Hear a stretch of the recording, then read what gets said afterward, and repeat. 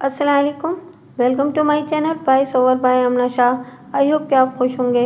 कहानी शुरू करने से पहले आपसे रिक्वेस्ट है कि अगर आपको मेरा कंटेंट पसंद आता है तो प्लीज़ मेरे चैनल को सब्सक्राइब करें।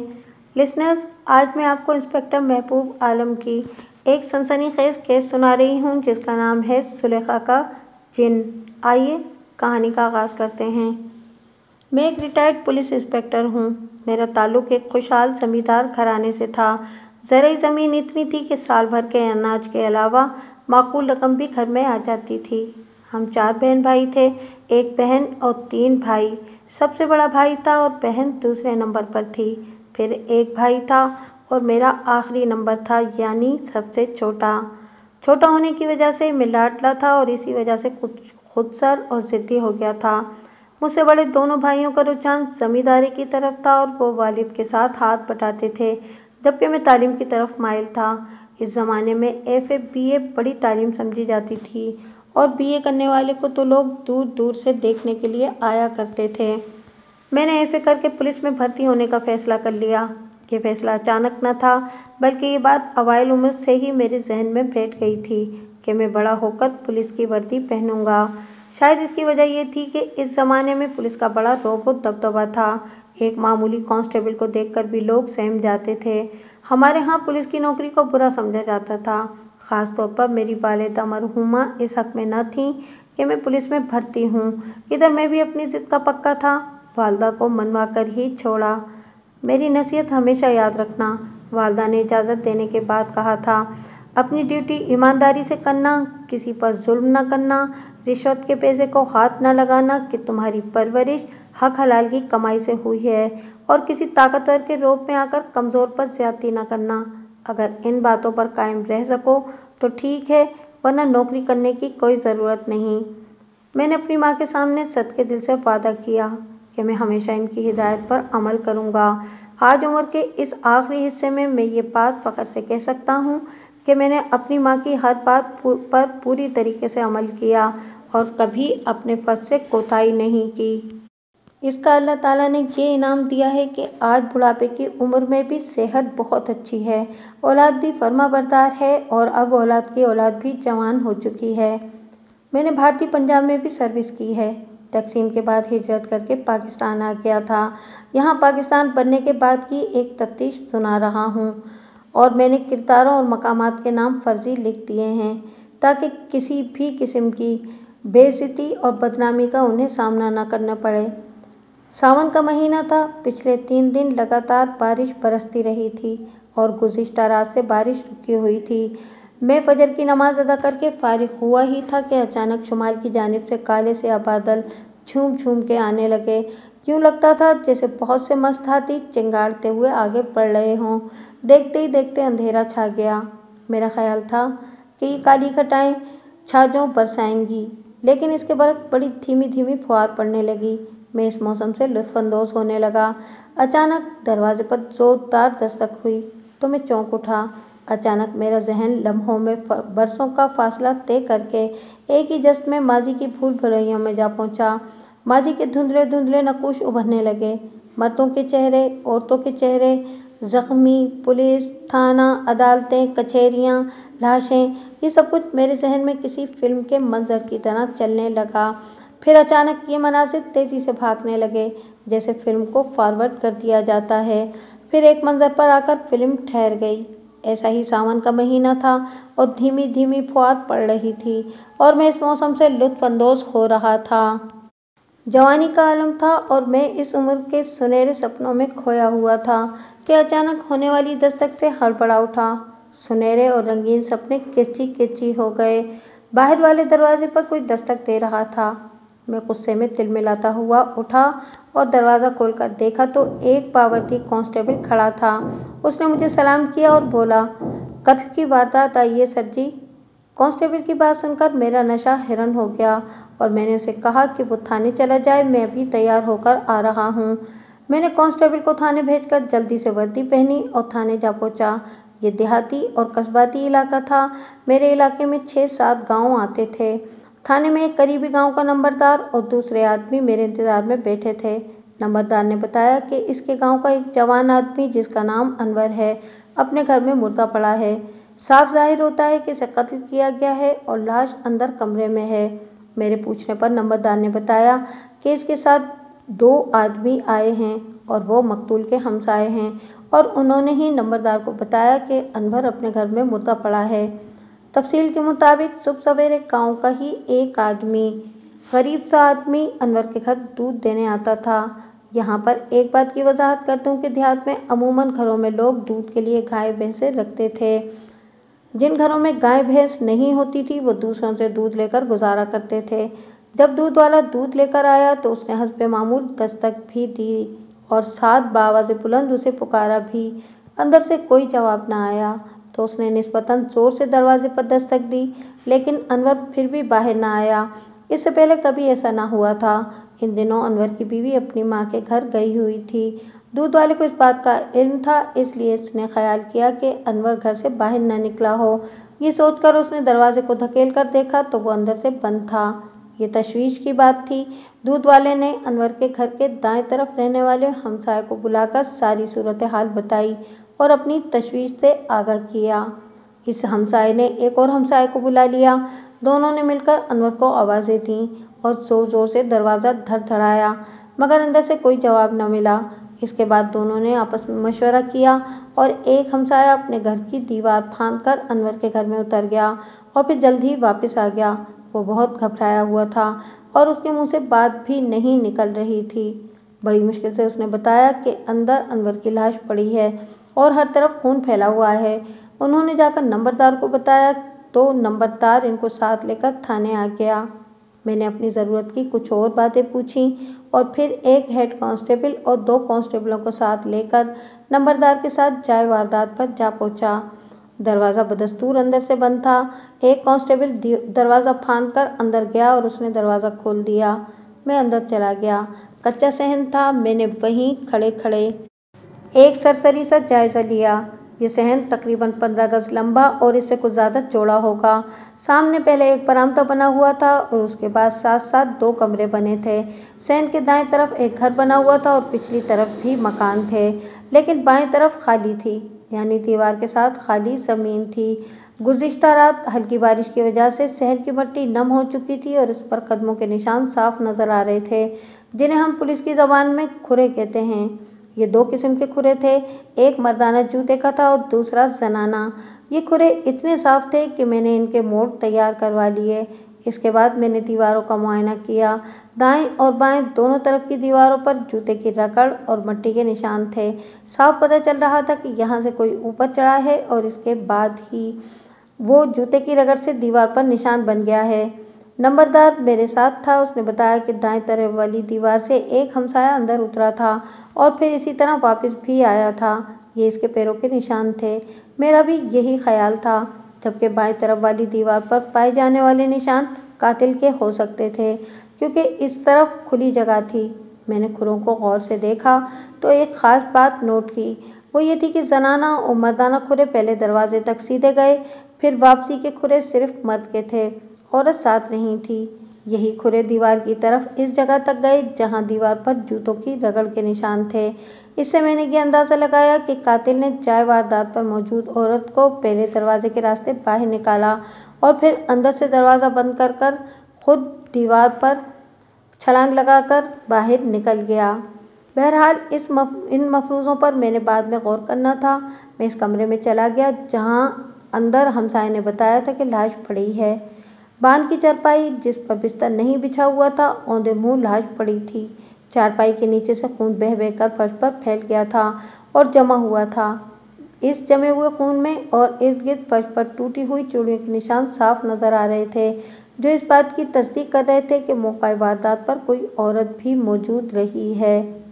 मैंने बड़ी एहतियात से चूड़ियों के टुकड़े इकट्ठे करके जेब में डाल लिए।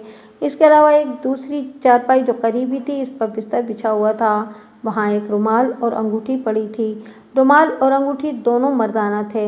अंगूठी सोने की थी और इस पर नग की बजाय उभरा हुआ दिल बना हुआ था। रुमाल रेशमी था और इसके एक कोने पर 2 दिल सुर्ख धागे से काढ़े गए थे, जो एक दूसरे में पेवस्त थे और एक तीर में पिरोए हुए थे। تیر کے لیے سفید دھاگا استعمال کیا گیا تھا۔ میں نے جیب سے چوڑیوں کے ٹکڑے نکال کر انگوٹھی اور یہ ٹکڑے رومال میں لپیٹ کر جیب میں رکھ لیے۔ میں نے لاش کا نظری معائنہ کیا۔ لاش پیٹ کے بل پڑی تھی، یعنی پشت اوپر کی طرف تھی۔ اس طرف کوئی زخم وغیرہ نہیں تھا۔ میں نے 2 کانسٹیبلوں کی مدد سے لاش کو سیدھا کیا تو چونک اٹھا۔ لاش کے سینے پر جہاں پسلیاں اور پیٹ آپس میں ملتے ہیں وہاں پر ایک خاصا بڑا گھاؤ نظر آ رہا تھا۔ میں نے اپنی سروس میں بہت لاشیں دیکھی تھیں اور ان کی بڑی بری حالت ہوتی تھی۔ بعض انتقامی قتلوں میں تو قاتلوں نے مقتول کی لاش کے ٹکڑے ٹکڑے کر دیے یا کیما بنا دیا تھا، لیکن اس قسم کا زخم میں پہلی بار دیکھ رہا تھا۔ یہ عام زخموں سے بالکل مختلف تھا۔ یہ زخم دیکھ کر ایک عجیب سا خوف محسوس ہوتا تھا۔ اس بڑے زخم کے علاوہ سینے پر 2 اور زخموں کے نشان تھے۔ مقتول میرے اندازے کے مطابق 35-36 سال کے لگ بھگ عمر کا تھا۔ رنگ گورا چٹا تھا۔ چہرے پر چھوٹی چھوٹی داڑھی اور باریک مونچھوں نے اس کی مردانہ وجاہت میں بھی اضافہ کر دیا تھا۔ وہ بڑا وجیحہ نوجوان تھا۔ میں نے غور سے لاش کا معائنہ کیا۔ اس کے دونوں ہاتھوں کی مٹھیاں بند تھیں اور دائیں ہاتھ کی مٹھی میں لمبے لمبے بال نظر آ رہے تھے جو یقیناً وہاں موجود عورت کے ہی تھے۔ میں نے یہ بال اس کی مٹھی سے نکال کر ایک کاغذ میں لپیٹ کر رکھ لیے۔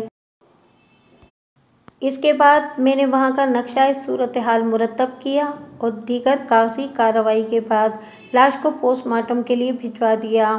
لاش پوسٹ مارٹم کے لیے چلی گئی تو میں نے مقتول کے گھر میں ہی ایک چارپائی پر بیٹھ کر کارروائی شروع کر دی۔ مقتول کی مٹھی میں کسی عورت کے بال، جائے واردات پر چوڑیوں کے ٹکڑے اور انگوٹھی اور رومال پر بنے ہوئے 2 دل اس بات کی گواہی دے رہے تھے کہ اس سارے معاملے میں عشق و محبت کا چکر چل رہا تھا۔ جب میں نے غور کیا تو میں اس بات پر الجھ گیا کہ اگر مقتول کی عورت کے ساتھ دوستی یا عشق تھا تو پھر عورت کے بال اس کی مٹھی میں کیوں تھے؟ کیا اس نے عورت کے ساتھ ہاتھا پائی کی تھی؟ کیا مقتول عورت کی وجہ سے مارا گیا یا عورت نے خود اسے قتل کیا یا کسی سے کرایا ہے؟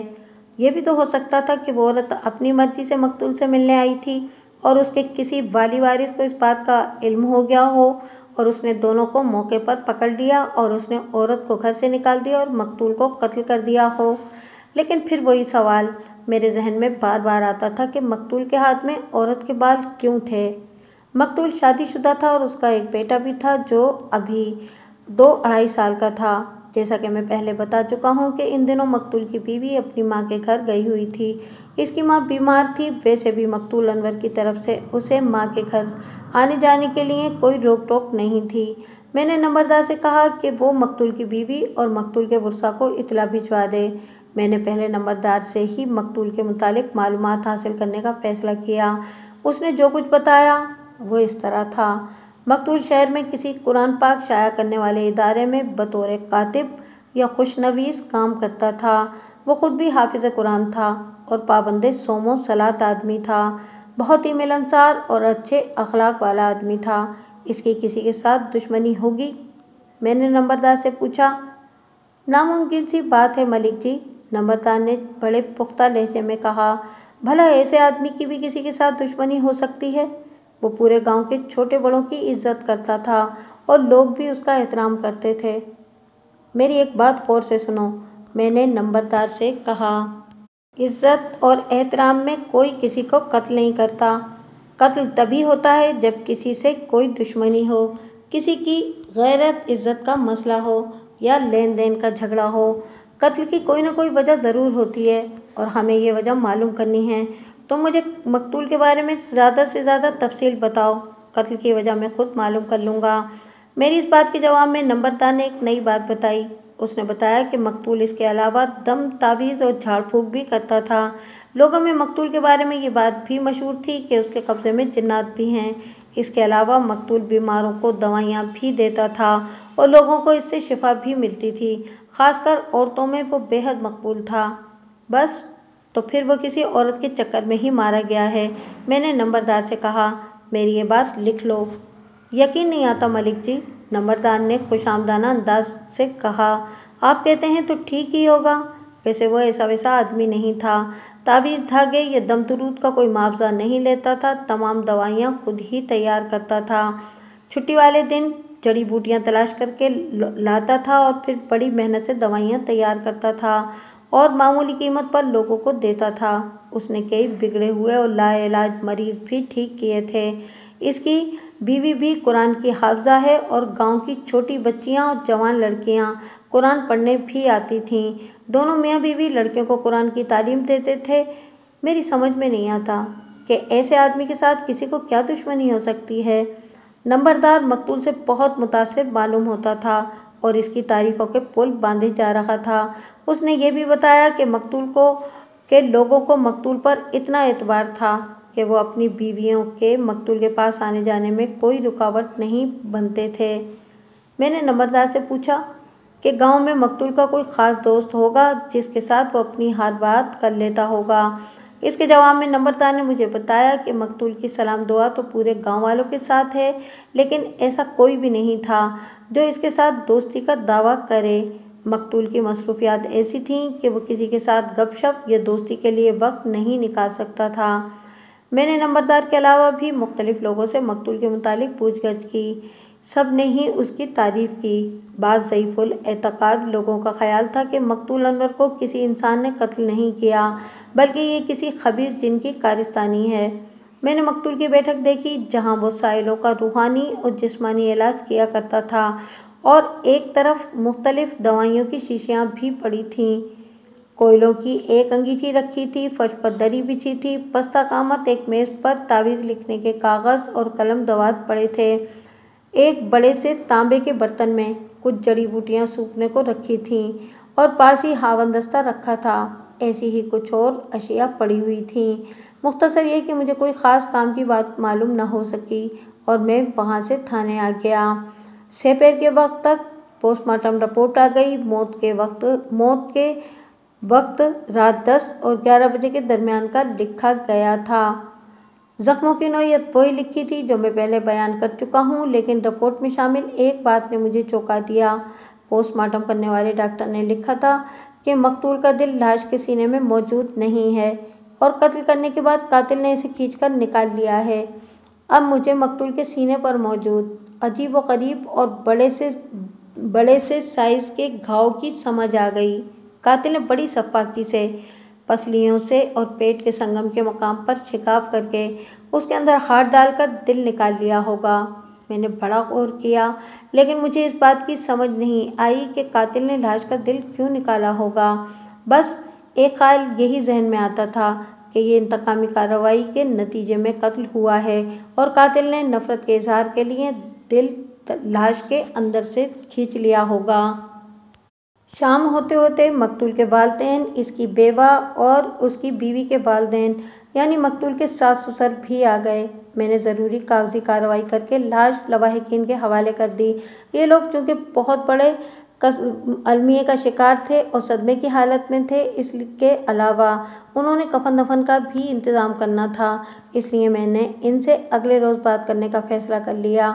मैं जब मकतूल अनवर के गांव में पहुंचा तो नंबरदार ने मुझे एक नई बात सुना दी। उसने बताया कि कल जब मकतूल की लाश को गुस्ल दिया गया था तो लोग सीने का बड़ा सा सुराख देखकर हैरान और खौफजदा हो गए। आहिस्ता आहिस्ता ये बात इन लोगों में फैल गई। फिर पता नहीं किस तरह लोगों को इस बात का इल्म हो गया कि मकतूल अनवर का दिल लाश में मौजूद नहीं है। तकरीबन इस बात का इल्म होने पर लोगों को पुख्ता यकीन हो गया कि ये काम किसी इंसान का नहीं और ये कत्ल जो है जिन्नात की कार्रवाई है। यही वजह थी कि गांव में खासा खौफ और हिरास पाया जाता था। ये अनपढ़ देहाती लोग थे और खासे ज़ईफ़ुल अक़ीदा थे, जिन्हों भूतों और पिछल पैरी वगैरह के वजूद पर यकीन रखते थे। मैं मकतूल अनवर के घर चला गया। मैं अनवर के बाप से मिला और उसके बेटे की मौत पर अफसोस का इजहार किया। वो अपने हुलिये, लिबास और अंदाज़े गुफ्तगू से बड़ा मोअज़्ज़िज़ और पढ़ा लिखा आदमी लग रहा था। चेहरे पर सलीके से तरची हुई दाढ़ी के काले और सफ़ेद बालों के इम्तिजाज ने उसकी शख्सियत में वक़ार सा पैदा कर दिया था। अनवर उसका एक ही बेटा था और वो भी मारा गया। इस मजलूम बाप के बेख्तियार आंसू निकल आए। मुझे इस पर बड़ा तरस आया। मैंने दिल ही दिल में सोचा कि मैं इसका बेटा तो इसको वापस नहीं दिलवा सकता, लेकिन इसके कातिल को गिरफ्तार करके फांसी के फंदे तक ज़रूर पहुंचाऊंगा। इस तरह इसके बाप के दिल को कुछ न कुछ तो ठंडक मिलेगी। मैंने इधर उधर की बातों के बाद मकतूल अनवर के मुतालिक गुफ्तगू शुरू कर दी और इससे पूछा कि इसे किसी पर शक है कि फलां ने उसके बेटे को कत्ल किया है। नहीं मलिक जी, उसने कुछ सोचा और फिर कहा, मैं किसी पर शक नहीं कर सकता। आप लोगों की किसी के साथ दुश्मनी होगी? मैंने अगला सवाल किया। किसी के साथ लड़ाई झगड़ा, कोई लेन देन का मामला या कोई बिरादरी की चपकलिश हो सकती है। ऐसी कोई भी बात नहीं है, उसने दो टोक अंदाज में कहा। हम लड़ाई झगड़े वाले लोग ही नहीं हैं। कोई ज्यादती भी कर जाए तो मामला अल्लाह पर छोड़ देते हैं कि वो ज़ाते पाक खुद ही इंसाफ कर देगा। हाँ, ये हो सकता है कि यहाँ आकर मेरे बेटे का किसी के साथ कोई लड़ाई झगड़ा या दुश्मनी पैदा हो गई हो तो मैं कुछ कह नहीं सकता। मैंने मकतूल के बाप को बताया कि यहाँ भी इसके बेटे की किसी के साथ दुश्मनी की इत्तला नहीं मिली और सब लोग उसकी इज्जत करते थे। लोगों से मैंने एक नई बात भी सुनी है, मैंने यूं ही दिलचस्पी की खातिर कहा। कुछ लोगों का ख्याल है कि मकतूल को जिन्नात ने कत्ल किया है। आपका क्या ख्याल है? मैं इस बारे में क्या कह सकता हूँ, उसने कहा। हाँ, ये बता सकता हूँ कि मेरे बेटे के साथ चंद बरस पहले कुछ अजीब व गरीब वाक़यात पेश आ चुके हैं। अभी इसकी शादी नहीं हुई थी जब इसको अमलियात करने और जिन काबू करने का शौक़ पैदा हो गया। इसका ये शौक़ जुनून की हद तक पहुँच गया और उसने एक आमिल उस्ताद पकड़ लिया और उसके बताए हुए अमलियात और वज़ाइफ करने लगा। इसके लिए ये कभी कब्रिस्तान और कभी दरिया किनारे जहाँ पानी दो शाखों में तकसीम होता हो वहाँ रातों को वजीफे करता रहता था। एक सुबह यह हस्बे मामूल सारी रात एक कब्रिस्तान में बैठकर कोई अमल करके वापस आया तो इसकी हालत बहुत बुरी हो रही थी। आंखें सुर्ख अंगारों जैसी और चेहरे पर वहशत बरस रही थी। हम इसकी हालत देखकर परेशान हो गए। मैंने अपने तौर पर कुछ आयात और दुरूद शरीफ पढ़कर इस पर दम किया जिससे वक्ती तौर पर इसकी हालत संभली, लेकिन फिर वैसे ही हो गई। मैं इसके आमिल उस्ताद के पास गया और सारी बात बताई। वो इसी वक्त मेरे साथ घर गया और कुछ खास अमल किए। फिर वो एक हफ्ते तक अपना अमल करता रहा, तब जाकर अनवर ठीक हुआ था। आमिल ने बताया कि अमल के दौरान उससे कोई बदएहतियाती या गलती हो गई होगी जिसकी वजह से अमल उलट गया और उसका दिमाग खराब हो गया। इसके बाद इस आमिल ने मकतूल को इस किस्म के अमलियात से मना कर दिया था। यह खासी तवील बातचीत मैंने आपकी दिलचस्पी के लिए शामिल कर दी है। इसके अलावा भी मकतूल के बाप ने कुछ बातें सुनाई जो मैं यहाँ तवालत के खौफ से नहीं लिखूँगा। मैंने इस मौजूद शख्स से अपनी ज़रूरत की बातें पूछी और फिर इसने कहा कि मैं मकतूल की बेवा से भी पूछगछ करना चाहता हूँ, लिहाजा वो इसको मेरे पास ले आए। वो अंदर चला गया। मैं इस वक्त मकतूल की उस बैठक में बैठा हुआ था जहाँ वो लोगों का रूहानी और जिस्मानी इलाज किया करता था। थोड़ी देर बाद एक जवांसाल लड़की अंदर आ गई। रो रो कर उसकी आंखें सूजी हुई थीं और चेहरे पर हुस्न मलाल छाया हुआ था। वो भरी बहार में खिज़ा की जद में आ गई थी। मैंने उसको बैठने को कहा तो वो बैठ गई। उसका बाप, उसके ससुराली उसके साथ थे। मैंने इन दोनों से कहा कि मैं लड़की से तन्हाई में बात करना चाहता हूँ, इसलिए वो चले जाएं। वो कुछ झिझकते हुए चले गए। मैंने मकतूल की बेवा के साथ मकतूल की बातें शुरू कर दी। बातों बातों में वो रोने लगी। मैंने उसको हौसला दिया तो वो कुछ संभल गई। मैंने इससे पूछा कि इसे कुछ अंदाज़ा है कि उसके खामिद को किसने कत्ल किया होगा या इसे किसी पर शक है। उसने मुंह से कुछ न कहा और इनकार में सर हिला दिया।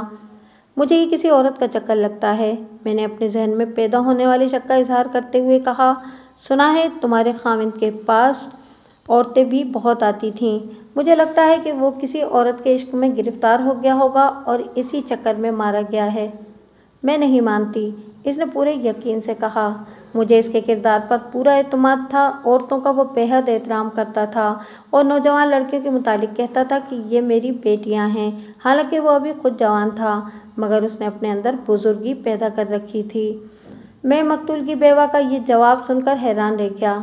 मुझे तवक्को थी कि वो मकतूल के पास आने वाली औरतों और लड़कियों के खिलाफ बात करेगी, इल्ज़ाम लगाएगी कि फ़लाँ के चक्कर में उसका शौहर कत्ल हुआ है या फ़लाँ औरत बड़ी हर्राफा और तेज़ तर्रार है और उसने मकतूल को फांस रखा था। आमतौर पर औरतें अपने मर्द के करीब किसी दूसरी औरत को बर्दाश्त नहीं करती, चाहे वो किसी भी सिलसिले में आई हो, लेकिन यहाँ तो उल्टी गंगा बह रही थी। मैं मकतूल की तारीफ़ें ही सुन रहा था और मुझे ऐसे लग रहा था जैसे मैं किसी मासूम फरिश्ते के कत्ल की तफ्तीश कर रहा हूँ। तमाम लोगों के बयानात और अब तक की पूछगछ के बावजूद मेरा ज़ाती ख्याल ये था कि कोई इंसान फरिश्ता नहीं हो सकता। बशरी कमज़ोरियाँ हर वक्त उसके अंदर मौजूद रहती हैं اور کسی بھی کمزور لمحے میں شیطان غالب آ جاتا ہے۔ یہ حقیقت ہے کہ جب ایک بار ایسا ہو جائے تو پھر بار بار ایسا ہوتا ہے۔ اس کے لیے شیطان ذہن میں ہزار بہانے اور تعویلیں ڈال دیتا ہے۔ میں نے مقتول کی بیوہ سے پوچھا کہ وہ کسی ایسی عورت کی نشاندہی کر سکتی ہے جس کا مقتول کے پاس زیادہ آنا جانا ہو اور وہ مقتول سے بے تکلف بھی ہو۔ ایسی 2 لڑکیاں ہیں، اس نے جواب دیا۔ ایک کا نام فائزہ اور دوسری کا بطول ہے۔ یہ دونوں ہی ہمارے گھر میں بہت آتی تھیں اور میرے ساتھ گھر کا کام کاج بھی کرا دیتی تھیں۔ یہ دونوں قرآن پڑھنے آتی تھیں۔ میرا شوہر ان کو نصیحتیں کرتا رہتا تھا کہ سر ڈھانپ کر رکھا کریں، نماز باقاعدگی سے پڑھیں اور ماں باپ کی خدمت کریں۔ اگر کبھی دیر ہو جاتی تو خود ساتھ جا کر گھر چھوڑ آتا تھا۔ ان کے گھر والوں کو بھی ہم پر پورا اعتماد تھا۔ ان کے علاوہ 2 لڑکیاں سکینہ اور رابعہ قرآن پڑھنے آتی ہیں۔ میں نے ان 4 لڑکیوں کے نام اپنے ذہن میں رکھ لیے۔ میں نے سوچ لیا تھا کہ اگر ضرورت پڑی تو ان لڑکیوں سے بھی پوچھ گچھ کروں گا۔ فی الحال میری نظر میں کوئی مشتبہ نہیں تھا اور نہ ہی میرے سامنے کوئی ایسا سراغ تھا جس کے ذریعے میں تفتیش کو آگے بڑھاتا۔ پھر مجھے جائے واردات سے ملنے والی انگوٹھی، رومال اور چوڑیوں کے ٹکڑوں کا خیال آ گیا۔ میں نے یہ چیزیں مقتول انور کی بیوہ کو دکھا کر شناخت کرانے کے لیے جیب میں رکھی تھیں۔ میں نے اس کو یہ چیزیں دکھائیں اور پوچھا کہ وہ ان چیزوں کو پہچان سکتی ہے کہ یہ کس کی ہیں۔ اس نے بڑے غور سے ان چیزوں کو دیکھا، خاص طور پر انگوٹھی اور رومال کو دیکھا۔ پھر اس نے انکار میں سر ہلاتے ہوئے کہا کہ وہ ان چیزوں کو نہیں پہچانتی۔ میں نے اسے یہ نہ بتایا کہ یہ چیزیں مقتول کی لاش کے پاس پڑی ہوئی ملی ہیں۔ میں نے مقتول کی بیوہ سے اور بھی بہت سارے سوال پوچھے لیکن مجھے اپنے کام کی کوئی بات معلوم نہ ہوئی۔ میں وہاں سے تھانے آ گیا اور تفتیش کرنے کے لیے حکمت عملی تیار کرنے لگا۔ میں نے چند مخصوص آدمیوں اور نمبردار کو مخبری کے کام پر لگا دیا اور انہیں سمجھا دیا کہ انہوں نے کس قسم کی معلومات حاصل کرنی ہیں۔ یہ لوگ میری ضرورت کو سمجھتے تھے اور اس قسم کے کام کرنا جانتے تھے۔ میرے پاس ایک عورت ایسی تھی جو بوقت ضرورت میرے لیے مخبری کا کام کرتی تھی۔ یہ ایسی ہی عورت تھی جیسی عورتوں کا ذکر اکثر محترم احمد یار خان کی کہانیوں میں آپ پڑھ چکے ہیں۔ عمر 30 سال کے لگ بھگ، چہرے کے نقوش تیکھے اور پرکشش، رنگ گندمی اور بلا کی چرب زبان تھی۔ اس کا نام رانی تھا۔ میں نے رانی کو بلا کر اسے فائزہ، بطول، رابعہ اور سکینہ کے متعلق بتا کر کہا کہ وہ ان لڑکیوں کو اندر تک ٹٹولے اور معلوم کرے کہ ان میں سے کسی کا تعلق انور کے قتل سے بنتا ہے یا نہیں۔ رانی کو میں نے اچھی طرح سمجھا دیا کہ میں کیا معلوم کرنا چاہتا ہوں۔ وہ چلی گئی۔ دراصل یہ سب شریف اور معزز گھرانے کی لڑکیاں تھیں اور میں اپنی پوری تسلی کے بغیر کسی کو پوچھ گچھ کے لیے تھانے نہیں بلانا چاہتا تھا۔